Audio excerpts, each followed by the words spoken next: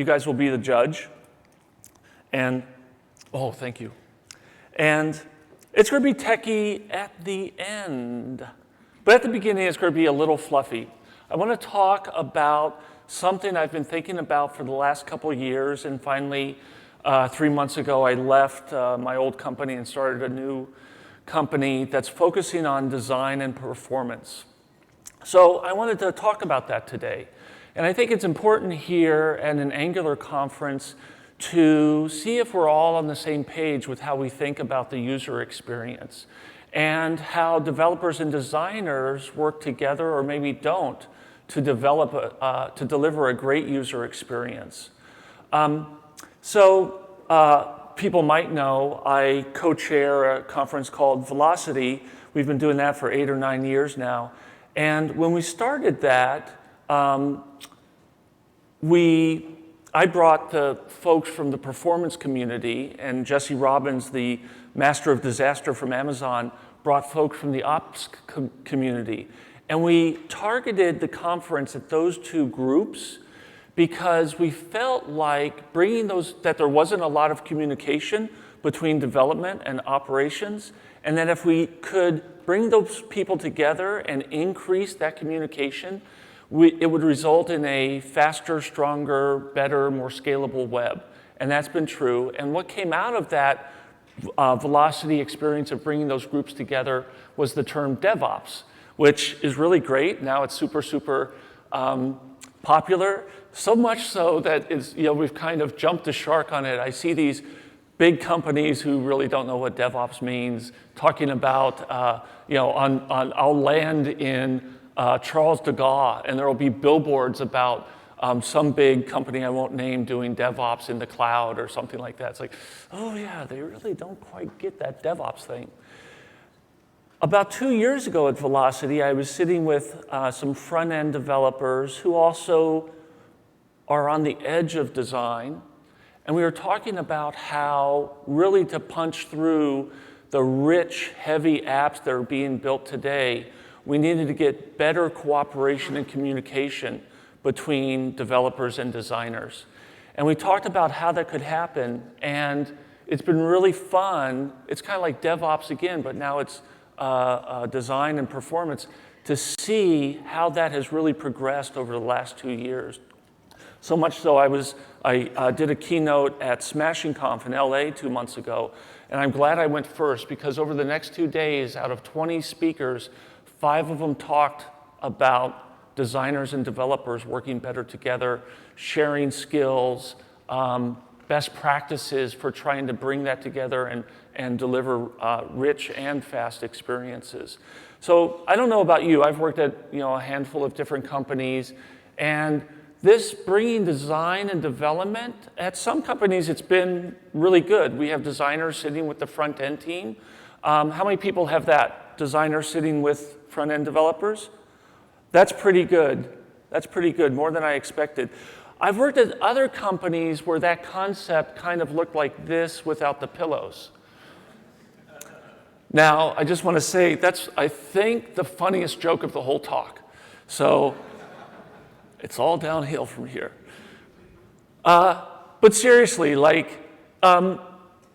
often that interaction is viewed as a fixed-sum game. And I'm guilty of that as well, where, we can't give in on these rounded corners, these gradients, these drop shadows, these retina images. We can't give in, we developers, because then it's just going to be this bloated, heavy app. So we really got to toe the line, and we're going to have this meeting together, and don't give in at all.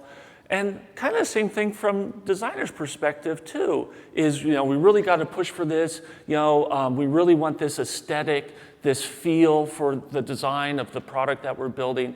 And it's really kind of funny, I guess not funny, it's disappointing, but it's kind of funny if you step back and you think, because who more than these groups want the exact same thing? And that is to build and deliver an amazing user experience. That's what the designers want, that's what the developers want, and yet they kind of lose sight of that when they get down amongst the trees, right? And if you take a step back, if those groups take a step back and go, okay, we really want the same thing. We're after the same thing. How can we work together to make that happen? And it really, I use this, yin and yang. It's not opposing forces, or it doesn't have to be.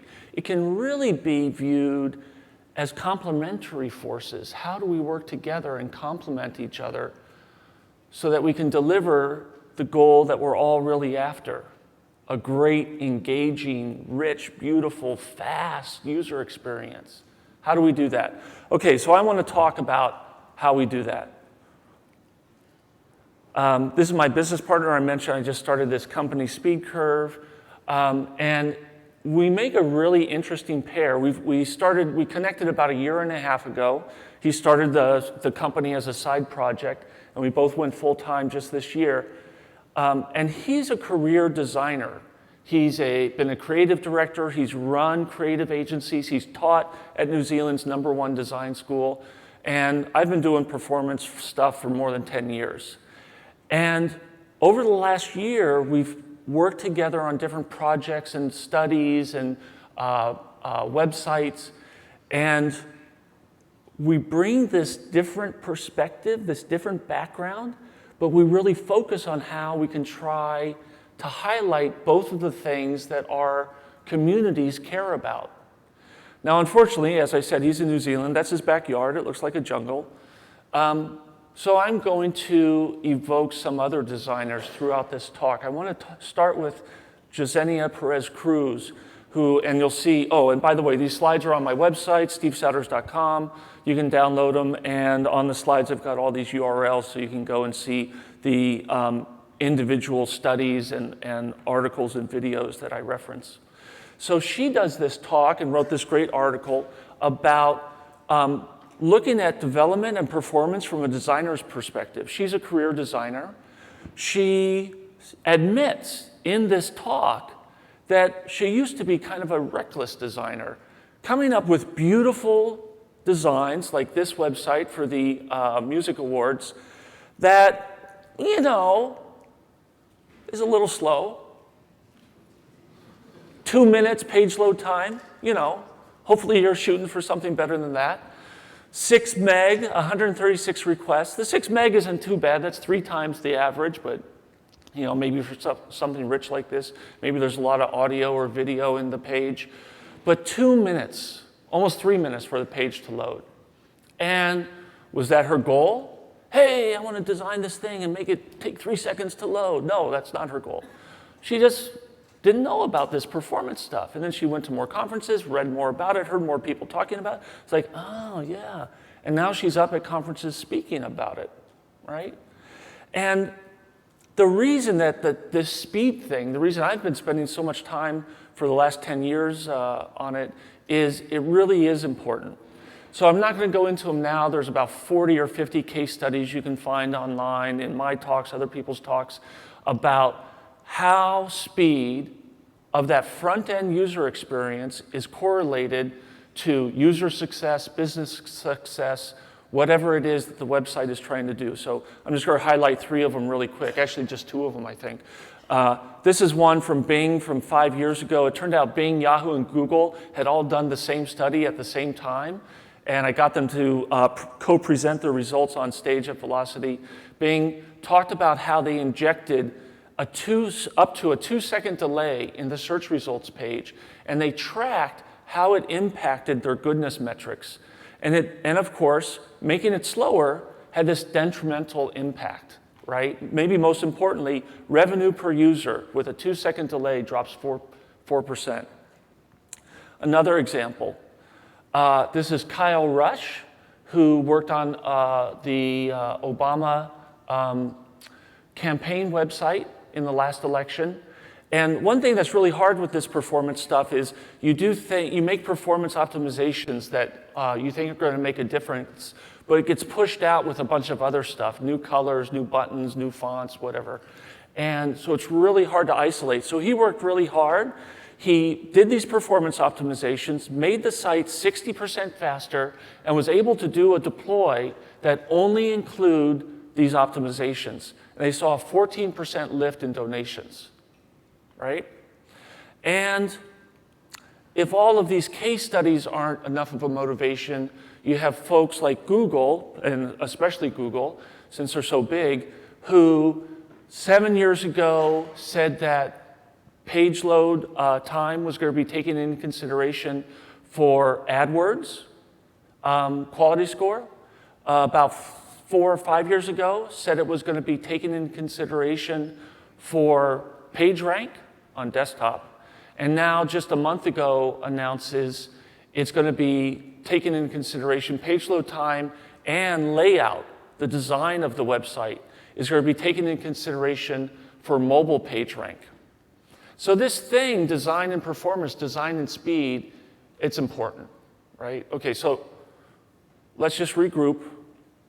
This is the end of the first part of a 3-part talk. Where are we? We know that designers and developers can often work in silos, and that out of that, we can get designs that are going to be really hard to implement in a way that produces a fast, enjoyable user experience. And yet we know that a fast user experience is important to have a successful website, web app. Okay, so this is a quandary. How do we fix this? Part 2 of the talk, I want to channel my partner, Mark, and talk about some things you can do on your team to get this closer relationship between design and development. So, starting off, right away create a team, a small team, that has representatives from all the different organizations. So you'd have someone from product, someone from design, someone from development, maybe someone from user research, all working together, co-located at the beginning of the project, right? And it's really important that you do this from the beginning, because if you do like some companies have done in the past, you get product or marketing sits down with some designers, comes up with a mock-up, and then they pull in design developers. There's going to be some misunderstandings. There's going to be some anchoring that happens with attachments to the design and misunderstandings about the motivations from the developer's perspective about how that design came about. And when you pull these people together, at the very beginning, it's important to focus on what are the guiding principles of this product that we're building? What is it that we're really after? So I described this first part of the talk as kind of the fluffier talk. I like specifics, so I asked Mark, from his experience working at the creative agency, here's an example of guiding principles that he facilitated for their customer. And so this was a New Zealand news website where they were targeting a fast experience for people on mobile, waiting to catch a bus, waiting in line for coffee, wanting to go through bites of information, little sound bites of news information. And so for them, they said speed is more important than design embellishment. And they articulated that in a little more detail, even to the point of setting some performance goals as part of the guiding principles. And so if you're the one who's going to be kind of representing the, yes, let's make it fast, you have to make sure, if you're involved in a process like this, to make sure that these speed performance targets are in the guiding principles of the project. Another thing that's really critical to break out of this silo development is to start working on prototypes really early. How many people do this already? I expected more hands. So this is a pretty popular best practice that teams are following, development teams. But it's really important, again, with this small interdisciplinary team that includes designers, to all in one room be working on the prototype. So the designer is not working on mock-ups of the entire site. But the designer is there working on assets that are then included in this prototype, right? Imagery, colors, quick translation into CSS, and you can even sit down. In this case, there's a developer, a designer, and a customer in the room, and they're working on the prototype, and they can tweak it live to try to get to where they want to be. And with this prototype, since you're working on that early, you can work on performance early, or at least work on measuring it early. It doesn't mean you work on the optimizations right at the beginning. Doug spoke yesterday. He probably had a quote about premature optimization is the root of all evil from Don Knuth. But you want to know where the challenge areas are going to be and be prepared and thinking about how you're going to address those, or maybe know that you're in a prototype and that part of the code base is going to go away or be done differently and you don't need to worry about it, but at least be tracking it. One thing, so I'll have a couple charts in here. The ones that look really beautiful are the ones from SpeedCurve. So here's one that we have. If you set these guiding principles and you're tracking performance from the very beginning, you can set budgets for these different performance metrics that you have. In this case, it's start render time. And you can see how you're doing in relation to that budget or goal that you've set for yourself. And it's really good to make these metrics visible to the entire team. And so here, this is a slide from Laura Hogan, who works at Etsy, where I think the way they do that is they check the IP address of the user. They know that the IP ranges for their offices. And if you're in that IP range, they display this little widget in the page that surfaces this performance information so that everyone, even outside the development team, can be looking and notice if things are taking longer than they should. So in this example, they've got time for the back end, front end, and content delivery, and they call their budget an SLA. And this page has broken the SLA for the back end time. It's taken longer than expected. So I've done this at the last 4 companies that I worked at. We try to put these in-page reminders about the metrics and how we're doing so everyone can see it. And what we get is we get people within the company who had kind of a bad experience and noticed that things went wrong, bringing their laptops over to the developers and saying, hey, I noticed this.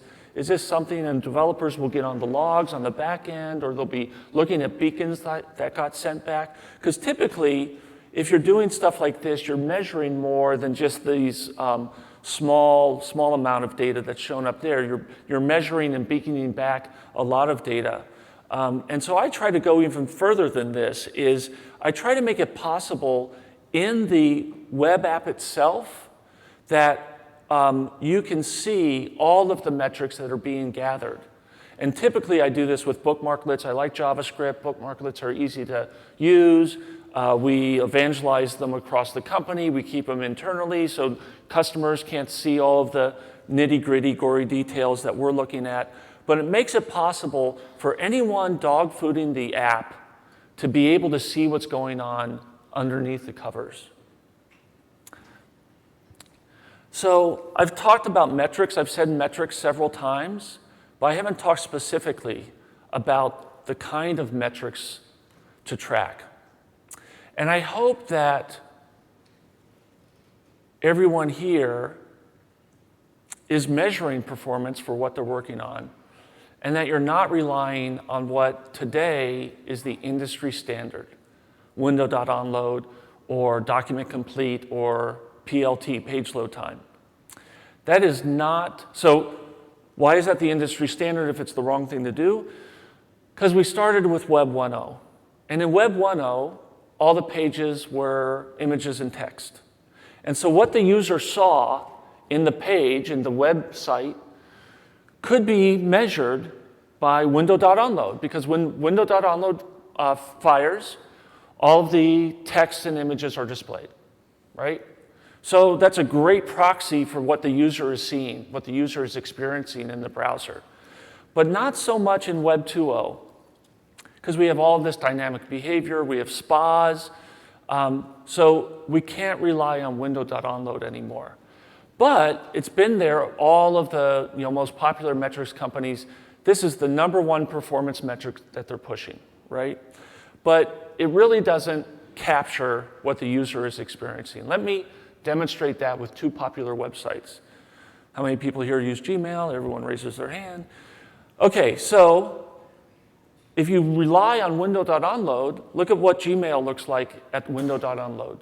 After 3.9 seconds, this is what you're measuring if you're tracking window.onload. Is this a good user experience? No. So if you're tracking window.onload, page load time, as your measure of how well you're delivering a good user experience, you're off the mark if you're Gmail. It's not until about a second later that we get most of the pixels above the fold actually painted. Let's take a count. So if you're using window.onload here, you're really like patting yourself on the back when you shouldn't be. It's a little too optimistic. It's painting a rosier picture than reality. Let's look at one on the other side, Amazon. I don't know about you. I think Amazon pages are really bloated. Pages and pages and pages of content, all the cross-selling, cross-promotion, reviews, all of that. But this content that's in the viewport above the fold, delivered in 2 seconds. 99% of the pixels above the fold in the viewport, painted in under 2 seconds. Window.onload doesn't fire until 9.7 seconds because of all of that content that's below the fold.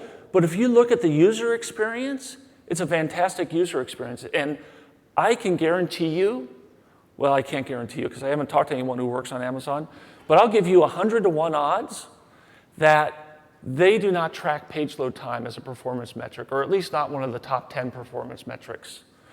Because window.onload is too critical, right? It's really not capturing the essence of the user experience for someone engaging with Amazon, right? Okay, so we all know we don't want window.onload. We need metrics that are closer to proxying what the user experience is, right? So my favorite tool, how many people use WebpageTest? Very few, okay. So the #1 takeaway from the talk is to go to webpagetest.org and try it out. I love WebpageTest. Pat Meenan, I recruited him from AOL to Google about 5-6 years ago. Google threw away all of our existing Selenium browser testing framework and replaced it with WebpageTest. And that was before we hired him. It was so good. And then we hired him because we loved it so much. As much as I love WebpageTest, I just had a little ding here. Just because it's been around so long, the #1 metric that it shows you is page load time. But that's not what we should be paying attention to. I wanted to still show WebpageTest because Pat, the creator and maintainer of the project, it's all open source, has also pioneered these other metrics that give you greater understanding of what the user is experiencing. And 2 of them here are start render time and speed index. The way WebpageTest works, since there aren't that many people familiar with it, it's all running in the cloud. It's synthetic testing. It's not real users. You give it a URL to test or a list of URLs to test. In the cloud, it's firing up versions of IE, Safari, Opera, Firefox, Chrome, mobile Safari, Android browser. All of these are available. Since it's open source, there are instances of it that you can run tests on in about 50 locations around the world, including 2 behind the firewall in China. So you can go to the public website, webpagetest.org, type in your URL, and test it from anywhere in the world. And you can get back really rich information. You can get back these numbers like the page load time, but also the start render time, because he's capturing all the paint events and screenshots as the page is being loaded. And the speed index number, this is like the best thing we would like to see in most cases is something like a distribution, a histogram for stats. But a lot of times we have to boil it down to one number. So we'll take like the median page load time or the average start render time. Speed index is kind of like a median. There's a page that you can go and you can read the details of it, but the easy way to think of it is there's a timeline, starts at 0, I'm doing this from your perspective, starts at 0 and goes to the end of rendering. And over time, more and more pixels get painted, right? At 0, there are 0 pixels painted. Maybe at 100 milliseconds, 3% of the pixels got painted, so on and so on and so on. At some point, the 50th percentile pixel is painted, and that's the speed index number. It's a number of milliseconds at which the median pixel in the viewport was rendered. So it kind of summarizes that rendering experience. So that's a really good metric to track, and it's the #1 rendering metric for rendering performance in the world. And it's these rendering experiences that we want to try to measure, right? Because that's what the user is looking at. So another thing that WebpageTest has pioneered are these film strip views. This is in SpeedCurve, we put a bunch of them together in what we call the responsive design dashboard, where the film strip is a screenshot that's captured about every 1/10 of a second.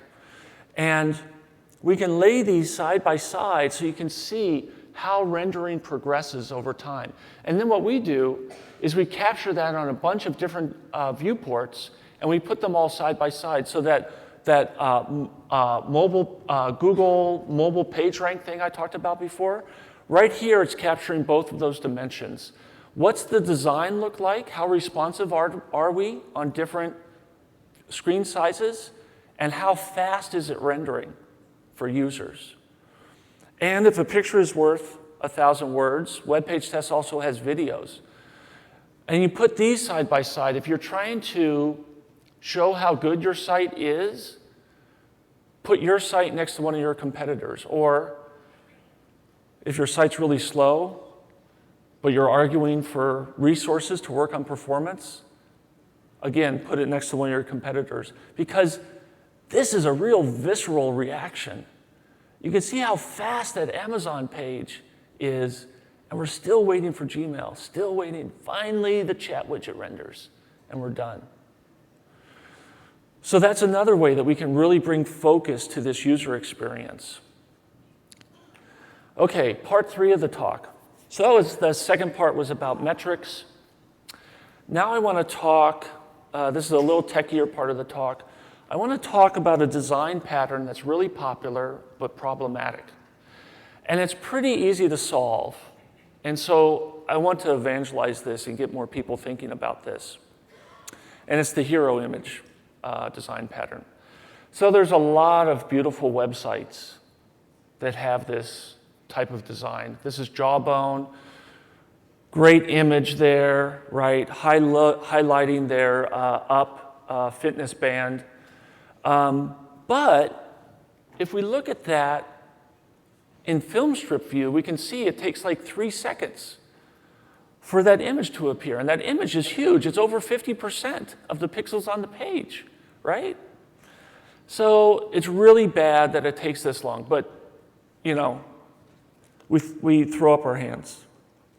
This is the price we have to pay for this rich experience, these beautiful images. It's a big image.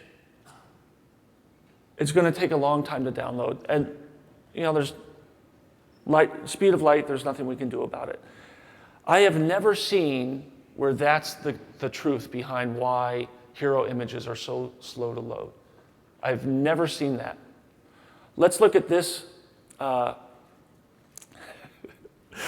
always forget about this title, and then I stop and I tell this anecdote. So I wrote this blog post about these ideas, and kind of tongue-in-cheek, I say, this is hero image delay, hid. I thought it was kind of funny because the hero image is kind of hidden, and you know, so I just kind of threw it in there, wasn't thinking about it. And I got a Twitter comment from someone who said, I found the insights articulated in this blog post very informative, but the introduction of a superfluous acronym really took away from the enjoyment of the article.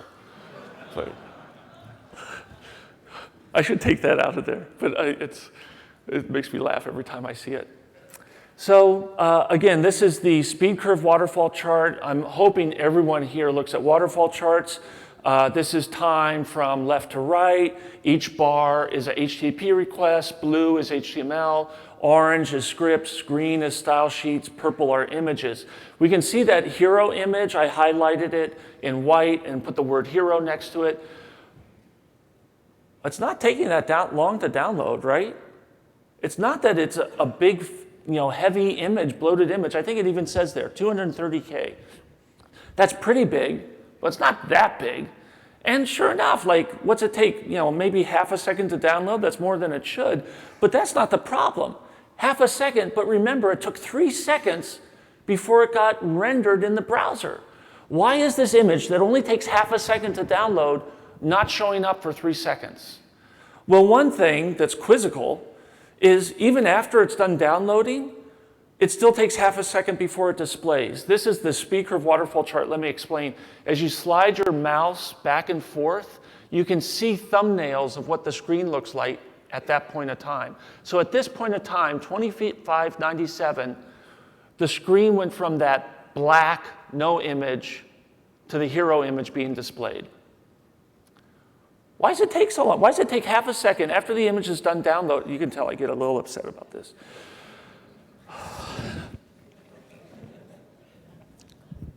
That's strange. Wow. It takes half a second after it's done downloading before it displays. And not only that, even after the HTML document arrived, it took 600 milliseconds before the request for the image even started. Why is that? One word, JavaScript. Okay, 2 words. One word in an acronym, JavaScript and CSS. JavaScript and CSS are what mess with rendering in the browser. If JavaScript is executing, the rendering thread can't run. If CSS is being downloaded, if style sheets are being downloaded, the browser will not render anything in the page. If an external script is loaded in the normal way, which now we call the blocking way, nothing below it is rendered. So if you have a synchronous script in the head and it takes 3 seconds to download, nothing is rendered for 3 seconds. So scripts and style sheets is what you have to pay attention to really get a better rendering experience. That's what's happening here. These orange 5 scripts and style sheet take that long. They take until 2597 until they're downloaded, parsed, and applied to the page. And that's why, even though the image gets downloaded sooner, it's blocked from rendering. Another website with a hero image. Home away, I want to be there, you want to be there. Who wants to be here listening to me when you could be on a beach, on the ocean? It'd be wonderful, carrying a surfboard. But you know what I'd also like? I'd like just to not have to wait so long for the website to load and feel like I can interact with it. I don't know about you. If I saw this gray background with a form, I'm not very excited about giving you $1,000 to rent a property, right? It looks like a broken website. So it's taken 2.5, 3 seconds for the image to display. What's going on? Again, look at this. Sorry. It's not that hard to solve. It's not the image. The image, in this case, and they do a tricky thing here. They have a low-res image, so it loads. It's only 33K, and it loads very quickly. But still, it doesn't get rendered. We can see here with the waterfall thumbnail thing, 3,100 milliseconds, the page is still blank white. And yet, the hero image downloaded really early. There was a 2-second gap before any rendering happened. Why is that? Look at the green and orange. That's why. The style sheets and scripts are blocking rendering. One more example, and we'll dig in and actually figure out how to fix it. Airbnb, love Airbnb, use it all over. Wish the hero image would render a little more quickly. Here it's actually not too bad, 1.5 to 2.5 seconds for it to render. And as with the other examples, It's actually not that big. It's 68K, and it downloads pretty quickly, but there's almost 700 milliseconds after the image finishes downloading before it's rendered to the screen. How can that be? What's happening? Look at all the orange. Look at all that orange, right? And they're big, too. Look at those sizes, 160K. I mean, you know, we wonder, how can there be that much JavaScript that high up in the page? And then we go and we look at the document source, and what do we see? So here's closed body. So we're at the very bottom of the HTML document. And they have these 4 scripts. Are these scripts loaded in blocking way or asynchronously? There's no async attribute. There's no defer attribute. These are all blocking scripts. Now, in the old days, and in fact, in 2007 in my book, I said, put your scripts at the bottom, because in 2007, that was a good thing to do. In 2008, IE8 was the first browser to roll out with a preloader or look-ahead scanner or look-ahead parser, and now all the browsers have them. And this is what they do. All the browsers have figured out that across the web, in general, it's better to load scripts and style sheets right away. Load them all before you load everything else, so they have a higher priority. So even these scripts at the bottom, not all browsers, but most of them. So even though these scripts are at the bottom, I don't know if you can remember, 3C90, 4064, 3534, 1F6B. Let's look at where those are in that waterfall chart. And there's like 80 requests in this page. Those 4 scripts that were at the very bottom, nothing else was lower than those 4 scripts, are in the top 10 resources that get downloaded. And they're the most painful bytes to download because they're JavaScript. They're going to block rendering on the page. They're going to block the rendering thread. And that's because even though they're at the bottom, they're loaded synchronously. They're loaded in blocking mode. There's no async or defer attribute. So the preloader, because in general across the web, people aren't doing this, trying to get scripts out of the way. And so just in general, it's better to load all the scripts as early in the waterfall as possible. That's true, but in the case of Airbnb, that is not true. And these 4 scripts were intentionally put at the bottom because they are not critical to the above the fold rendering experience. But it would have been better to mark them async. Because they aren't marked async, they get promoted, they have a high priority, and they're blocking the image from getting rendered. But Steve, you ask, for 700 milliseconds? I mean, they're not that big. If you add up those 4 scripts, it's only 238K. And this is on a pretty powerful, in the cloud, headless browser running Chrome. 700 milliseconds for 238K of JavaScript? Yeah, but remember, the JavaScript's gzipped. It's compressed. Uncompressed, that's 800K of JavaScript. And of course, when the browser has to parse and execute that JavaScript, it's doing it with the uncompressed JavaScript. 800K is blocking this image from rendering for over 700 milliseconds. That is the cause of the problem. And so the way to get around this is to load your scripts asynchronously. Inline the important styles, and then load a style sheet asynchronously that has the styles you need for maybe the rest of your spa behavior or dynamic elements that are going to be rendered later. But you have to know that these problems exist. And for that, I want to talk about custom metrics. Custom metrics really is a word that I use for creating your own metrics. We know we don't want to use window.onload, right? We can use these metrics like start render, speed index, but those are still generic to all websites in the world. And your website, no one knows it better than you. It would be better for you to figure out what are the most important elements on the page. I don't mean DOM elements, I mean design elements, I mean components. What's the most important part of the page or parts of the page? And hopefully, if you've gone through this process with the guiding principles, you've identified what is really important, right? And then what you want to do is you want to use the user timing spec to measure when those important design elements are rendered to the screen. Not downloaded, when they're rendered.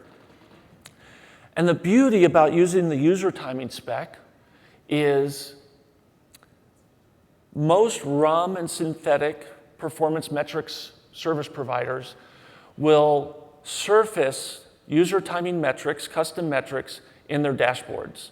So you can write the JavaScript to do user timing, to measure these important critical design elements, and whether you're using RUM or synthetic, hopefully you're using both, those numbers will bubble up and you'll be able to track without having to do any custom scripted programming for your RUM or your synthetic application, synthetic framework. Okay, let's dig into this a little bit more. What's the most popular example of a custom metric is this article that Twitter wrote about 3 years ago, where they said their most important performance metric that they track is time to first tweet, right? So that's the first tweet is the tweet at the top of the timeline. So here, this might be what your timeline looks like. I want to measure that tweet at the top of the timeline. How would I go about doing that? For me, I would probably focus on the avatar image, because the text is probably going to be faster. The text is going to be downloaded at the exact same time as the IMG tag of that image. But then the IMG tag of the image is going to have to do some extra work. Even if it's reading from cache, that's still going to take longer than just that text. So I want to measure how long it takes for that image to get rendered to the screen. I don't know about you, so I thought about this I've been thinking about it for a year or two, and I never got around to studying it. So I sat down about a month or two ago and I said, okay, I want to figure out how to measure when an image gets rendered to the screen. I don't know what you would think. I thought, well, maybe image on load, right? Let me try that. But at the same time, I emailed a bunch of other performance wonks I know around the world and said, how would you tackle this? And we came up with 5 candidate ways of measuring when an image gets displayed to the screen. And then I created this exaggerated example where I have an image that takes 1 second to download, but I know, like I just said, scripts and style sheets are what really mess with rendering. So I have a script in the head that takes 3 seconds and a style sheet that takes 5 seconds to download. Now what happens in this page? How long does it take for the image to get rendered? Well, I know it takes about 5,200 milliseconds for the image to get rendered. Steve, how do you know it takes 5,200 milliseconds? Because I ran it in WebpageTest across all the popular browsers, and I looked at the filmstrip view, and I can see across all browsers, because this page is very stable, it only has these 3 resources in it, it's always 5,200, right around 5,200. Okay, so let's look at these 3 examples. The first is to use the resource timing spec. So this is where, here's a quick soundbite of what the code looks like.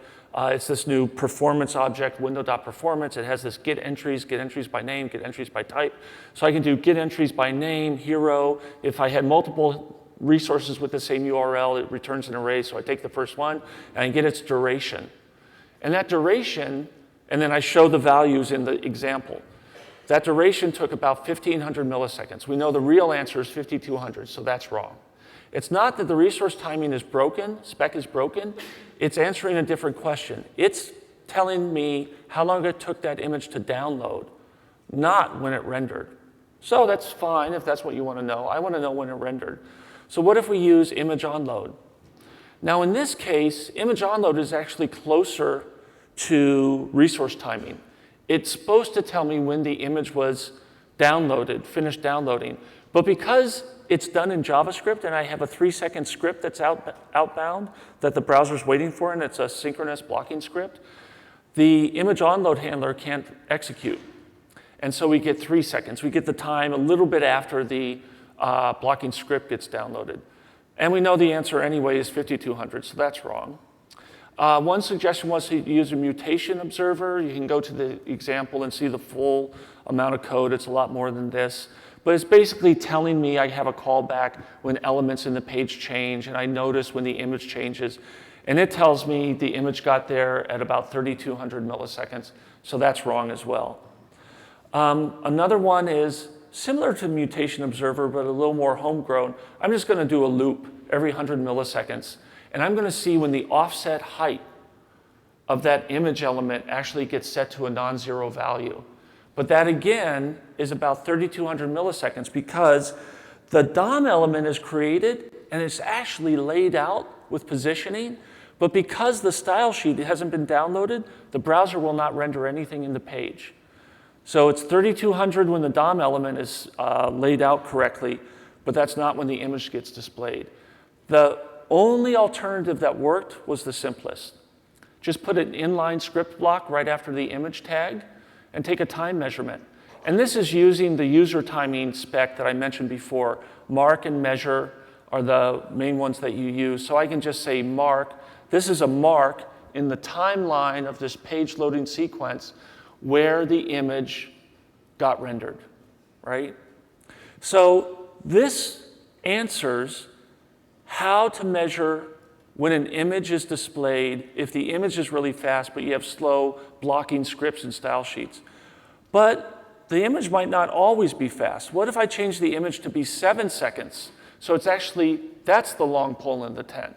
Well, we can look at these examples and we can, at the results of the 5 alternatives, and now inline script does not give the right answer, right? Because the HTML parser starts downloading that image, but it rips through the page because images don't block the HTML parser. It hits that script block and it executes it right away, and it takes a time measurement at about 5,200, but the image isn't rendered because it takes 7 seconds. In this case, if you have a slow image resource, the image onload or resource timing is the more accurate. So we've got 2 alternatives that cover all the scenarios we know about. And so all we have to do is take the max of those 2. I like image onload because it's more widely supported. If I measure those 2 things and I take the max of those 2 values, I now have a metric that tells me when images get displayed to the page. And I can track the performance of these user experience metrics, right? And like I said, if you use the user timing spec, it stores these time measurements in the browser in a way that any service can pull them out. So this is SpeedCurve. This is one of our customers' websites. They've put in custom metrics. It turns out 25% of our customers use the user timing spec with these custom metrics. And here they're measuring, they actually care about when the ads get rendered. That's okay. If their group is on board with that, and that's an important metric, that's beautiful. And they're measuring when the hero image displays. And here's an example from Sosta, a run provider, where they're surfacing, they have the same customer, and they're surfacing that same custom metric. So it's a really powerful way to get metrics that capture more precisely what the user experience is for your website. So now we've gone full circle and we're back at the beginning again. What is it we want to do? We want to identify what matters most to users when they're engaging with our web app or our website. We want to try to measure that, focusing on that user experience performance. And the best way to do that for your specific website is to use the user timing spec to implement these custom metrics and track them. If this is something that resonates with you, I really recommend you read Laura Hogan's book, Designing for Performance. I mentioned she works at Etsy and is really leading this discussion. And also we talk about it at Every Velocity. We've got New York coming up, and after that is Amsterdam. So you could pick one of those. I'll be at both. And that's it. Thank you.